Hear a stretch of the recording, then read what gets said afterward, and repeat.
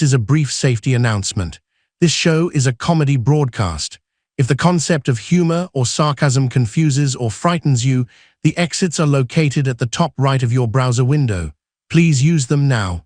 For those staying, please ensure your expectations are appropriately lowered. Thank you. You're listening to Backfire FM, and this is 9 to 5 Panic Attack with your host, Arthur Pendleton-Finch. Do sit down and stop fidgeting. Let us not mince words, your weekend is dead and buried. I am Arthur Pendleton-Finch, and may I cheerfully say, good morning, Britain. It's Monday. Look outside your window. It's grey, it's miserable, it's raining sideways, a classic British summer day. You're trapped in your shitty jobs, your souls are slowly dying, and frankly, I don't care, because I have problems of my own, thank you very much. Yesterday, Sunday morning, 10 o'clock, my Chilean housekeeper, Mariana, decided to angrily hand in her notice. She quit. Just packed her bags and vanished into the Wiltshire drizzle. And why? Because of a slight, microscopic cultural misunderstanding. Apparently, it is now a crime against humanity to wander around the west wing of one's own ancestral estate in the absolute altogether, totally starkers, not a stitch on. Just me, the portraits of my slave-trading ancestors, and the crisp morning air. Now, I am a reasonable man. When she gasped, dropped the silver tea service, and started crossing herself, I tried to de-escalate the situation. I gave her a perfectly logical, scientifically sound explanation. I looked her dead in the eye and said, Mariana, please, calm down. This is not what it looks like. I'm currently engaging in a highly advanced, avant-garde, therapeutic estate-gazing ritual recommended by my personal shaman to absorb the architectural energy of the cornices through my pores. The nudity is entirely aerodynamic. Did she accept the science? No. She called me a degenerado and bolted. Well, do you know what?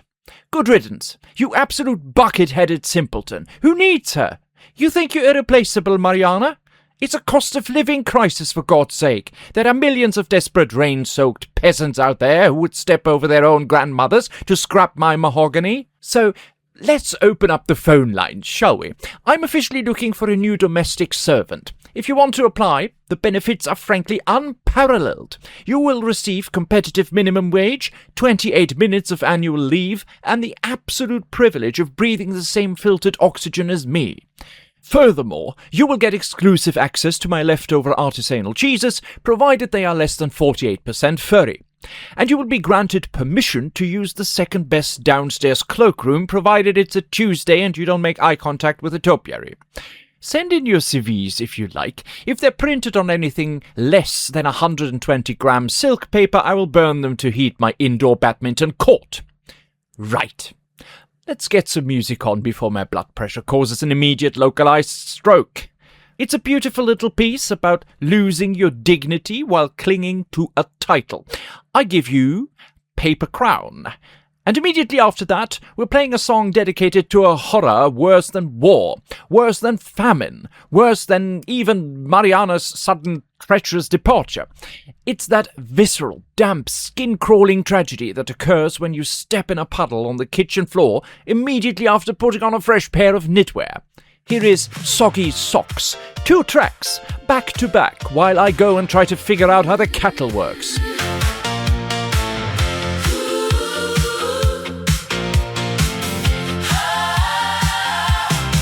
He wore a paper crown at the banquet hall. All that velvet pride could not hide the fall. Old rooms kept the names heavy on the wall. Every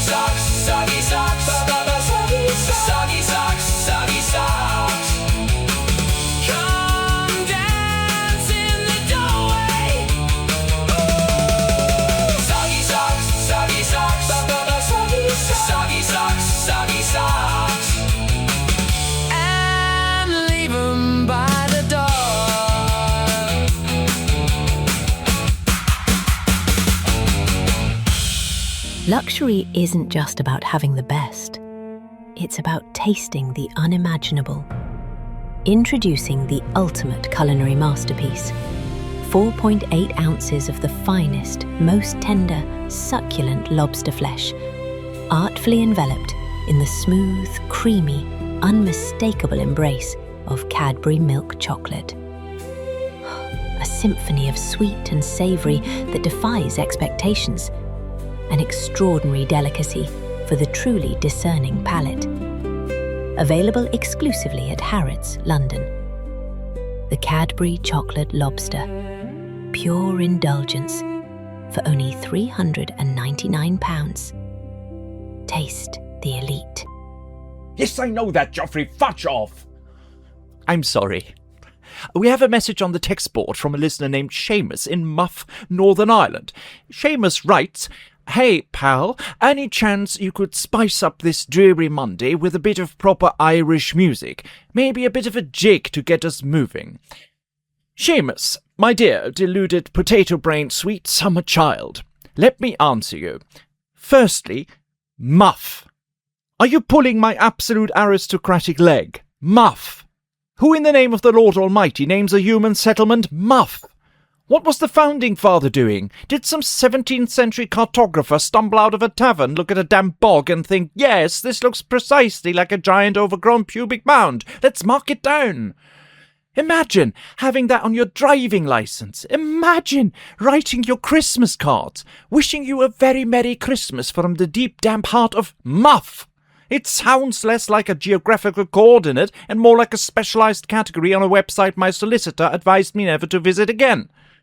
When did place names stop being words and started becoming low-grade sexual innuendos? Secondly, are you out of your absolute flat-cap mind? Play some Irish music on my airwaves? I would rather listen to a chorus of stray cats being systematically drawn and quartered inside a metal industrial dryer. What is wrong with you people? Irish traditional music isn't music. It's an acoustic assault weapon. It's just 47 men named Liam trapped in a stinking pub aggressively assaulting a tin whistle while someone else beats a dead goat with a stick, all escalating into a frantic, anxiety-inducing crescendo that sounds like a panic attack set to a rhythm. I don't want to get moving, Seamus. It's past 10 in the morning. I want to sit in silent, aristocratic contemplation while my tea cools, just like the rest of us. And don't even get me started on the commercialised, stage-managed version of it. It triggers a profound, deeply buried PTSD in me. Cast your minds back to London, late 90s, dear listeners. 1999, I believe it was. My mother dragged me to see Riverdance, a theatrical phenomenon, she called it. I sat in the theatre for 2 excruciating hours, utterly paralysed with sheer terror. Do you want to know why I hated it? It wasn't the noise. It was the choreography. It is so fundamentally unnatural. Have you ever actually looked at them? 100 people, synchronized to the millisecond, bouncing 6 feet into the air, with their legs flailing like hyperactive scissors, while their upper bodies remain completely chillingly rigidly locked upright. Their arms are pinned to their sides like they've all been tightly wrapped in invisible cellophane. It looks like a cult of very energetic, highly disciplined amputees attempting to escape gravity. I spent the entire second half convinced that if only one of them accidentally moved an elbow, the Queen would die. It's not dancing. It's a terrifying display of military-grade calf muscles. So, no, Seamus, we positively won't be playing any jigs today. And please, to the entire population of the Emerald Isle, do not start weeping into your Guinness. Don't cry. Save the tears. I know you're sensitive people, but you'll survive the lack of airplay. If you want a rhythmic thumping, go and kick a radiator. Instead, we're going to pivot to some real, unfiltered, gritty British culture. A track that perfectly captures what you sad people in Northern Ireland must be going through each day. Get ready for the soothing, majestic sounds of snot in Kleenex. You left your coat on the chair and your name in the air. I said I was fine, but my hands told the truth tonight. Your cup still has your lip on the rim, just a trace. I keep clearing the room, you keep living in the space. And I try to laugh, but the crack in my voice just won't stop. So if I fall apart, let me fall in tune. I've been holding this storm for the whole damn moon. Snot in a Kleenex, running down my cheek. Snot in a Kleenex, but I still sin. I won't break clean, I won't go small. If I'm gonna cry, I'm gonna give it all. Snot in a Kleenex, louder than shame. Snot in a Kleenex, remember my name. There's a dent in the couch where you used to land, and the kettle still waits for your cold little hands. I wore my brave face like a borrowed dress, then the mirror said, girl, you're a beautiful mess. And I try to laugh it off, but the ache in my chest just won't stop. So if I turn to glass, let the whole world see every broken piece still belongs to me. Snot in a Kleenex, running down my cheek. Snot in a Kleenex, but I still sin. I won't break clean, I won't go small. If I'm gonna cry, I'm gonna give it all. Snot in a Kleenex, louder than shame. Snot in a Kleenex, remember my name. Oh, I was stitched in gold, then torn by a word. I've been learning to stand on a floor that is burned.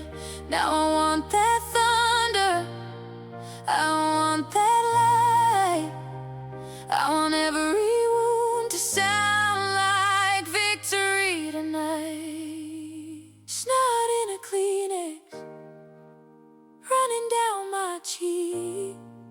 Snot in a Kleenex, but I still sin.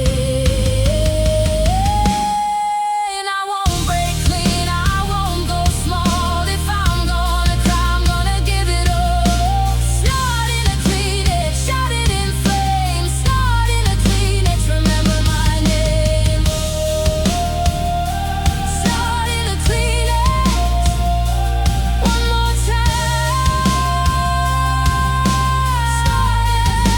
Remember my name. Snot in a Kleenex, one more time. So I'm gonna be just fine. You know, having just mentioned my mother a few moments ago got me thinking. The woman is 96, frail as a wet biscuit, and currently occupying the east wing of my estate like a stubborn, velvet-clad barnacle. I looked into the logistics of her inevitable departure the other day, and I'm utterly, blindingly, throat-punchingly furious. Have you seen the cost of dying lately? The funeral industry in this country is a licensed daylight robbery protection record. £4,000 for a basic coffin, £4,000 for a glorified velvet-lined fruit crate that is going to spend exactly 20 minutes in a furnace or be shoved 6 feet into the mud? It's wood, you absolute parasitic, grief-monetizing vulture bastards. It's chipboard and brass-plated plastic. For £4,000, that box shouldn't just hold a corpse. It should have Wi-Fi, a minibar, and a fully functioning hydraulic suspension system. And don't get me started on the cremation fee. What are they doing? Using hand-reared sparks? Is the gas sourced directly from the breath of angels? It's a giant oven. It's a pizza stone for ancestors. So, I've decided. When the old girl finally pops her velvet slippers, I'm absolutely refusing to pay it. We need to innovate. We need cost-effective, aristocratic downsizing. Why use a coffin when the estate is absolutely crawling with options? I've got a perfectly spacious, heavy-duty wheelie bin out back that only gets collected on alternate Thursdays. Throw a bit of potpourri in there, pop the lid down, and let the council handle the heavy lifting. It's public service efficiency. Or better yet, why bury her at all? The Wiltshire estate has 3 distinct historical lakes. If you strap a couple of old car batteries to her ankles, or perhaps some of the heavier family silver we don't use anymore, you've got an immediate tax-free nautical farewell. Hooray! It's elegant, it's traditional, it's what Viking kings would have wanted if they were desperately trying to avoid inheritance tax. Alternatively, I'm looking at the wood chipper. 5 minutes of mild unpleasantness in the back garden, and suddenly the rhododendrons have never looked more vibrant. It's called the circle of life. Look it up. So hear this, you silver-tongued, top-hat-wearing, tear-snatching funeral directors. You will not be getting a single penny out of my inheritance. Mother is going into a compost heap, and I shall be using the savings to purchase a remarkably fine case of 1998 Bordeaux to mark this sad occasion. Right. Back to the music before the police arrive to check my patio. This is Bad Frog, which equally deals with inflation, measured by our treasured Freddo chocolate frog. I wonder what the current rate on that is. Joffrey! Went in for a treat, left with a shock. You smiled at the till, then you named the lot. Used to be cheap, pocket money sweet. Now it's a small joke, wrapped in gold leaf. I held it up, turned it around. One tiny frog, so why so proud? My thumb said no, my sweet tooth said stay. The price tag blinked and jumped away. You're a bad frog, too much for me. You're a bad frog, not sweet, not cheap. You're a bad frog, look at that feet. You're a bad frog, you're rubbing me.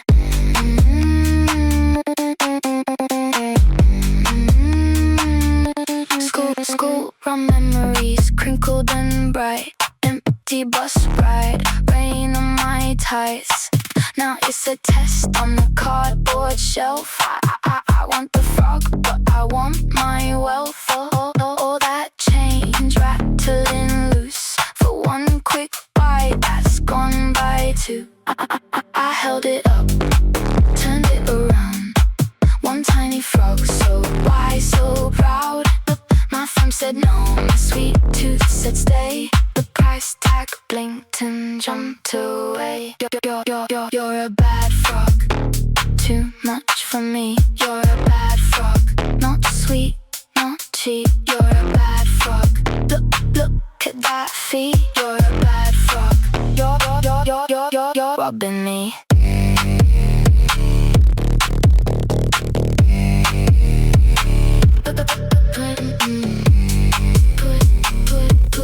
Put it back.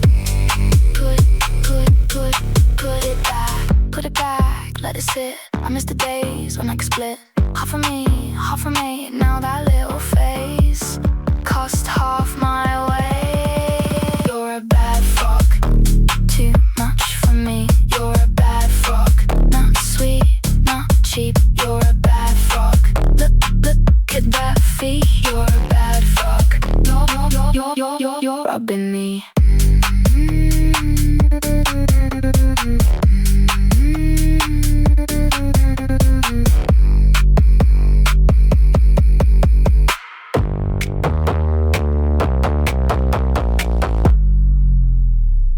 London, are you tired of the same old boring burgers? Sick of artisanal fudge? Then get ready for the most audacious, texture-defying culinary event of the year. Welcome to the Crunch and Squish Festival 2026. This weekend only, South Bank is transforming into a paradise of pure sensory chaos. We have brought together the world's most vision-impaired chefs to challenge everything you know about chewing. Savour the sights and smells at the Soggy Bottom Biscuit Company, serving up traditional British digestives completely pre-soaked in lukewarm tap water. Still hungry? Head over to Crunch-O-Rama, where the theme is extreme dentistry. Try their world-famous deep-fried aquarium gravel, drizzled in a sweet, artisanal WD-40 glaze. Feel the crunch. Don't miss the main event, the Mayo Rain Experience. Stand under our pressurised mayonnaise cannons at 2 p.m. and 4 p.m. daily. Bring an umbrella, or just open your mouth. Tickets are selling fast at an outrageous £99 a head.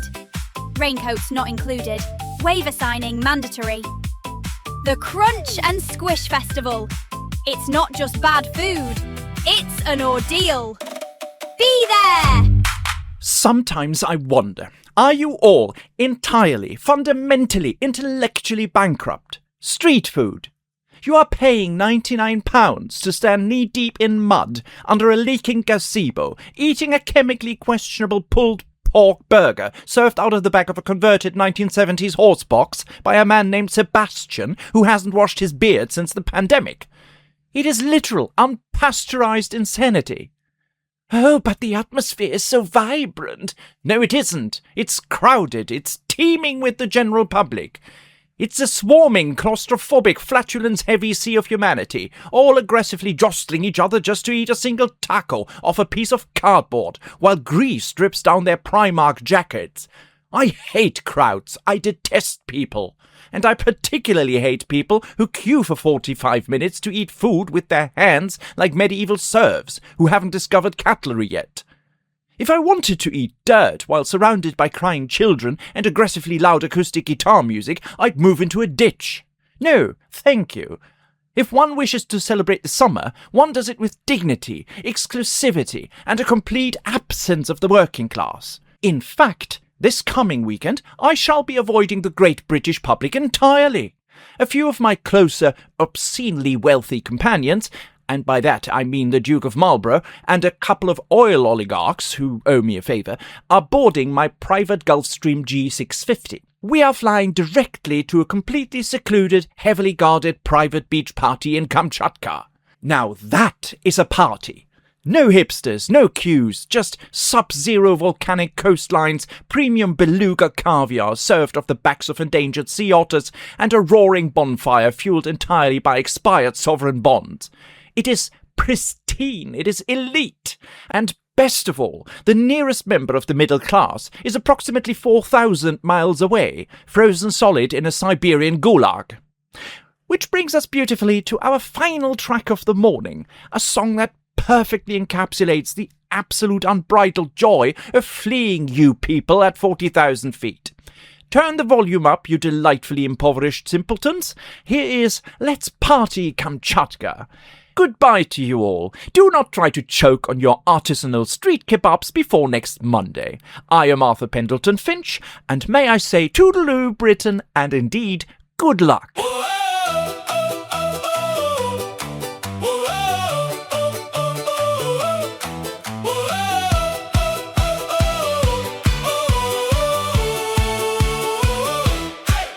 Got my shades on the PSC, breeze in my ear, flip-flops in the grass, we're a bit too loud. Let sunburn on my nose, ice cream on my clothes. You said go on then, now the whole town knows. Hands up, don't be shy, spin it to the sky. When the night comes round, we don't slow down. Let's party Kamchatka. Let's party Kamchatka.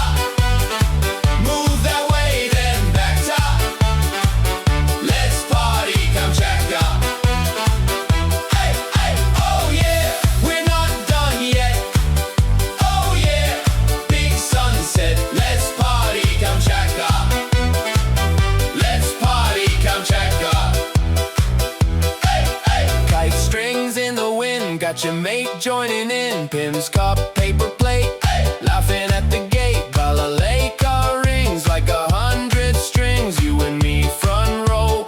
Ready, set, go, hands up, don't be shy. Spin it to the sky, when the night comes round, we don't slow down. Let's party Kamchatka. Let's party Kamchatka.